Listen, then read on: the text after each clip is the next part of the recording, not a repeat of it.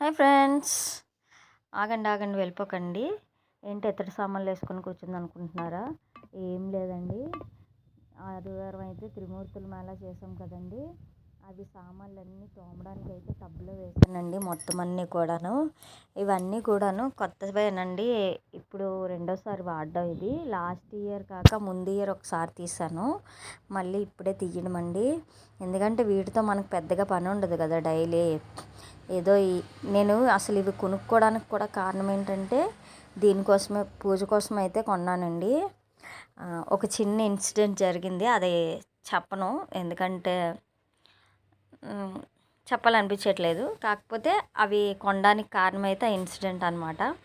అందుకని చెప్పి దసరా చీటీ వేసుకొని నెల దసరా చీటీ వేసుకొని అయితే ఇవైతే కొన్నానండి.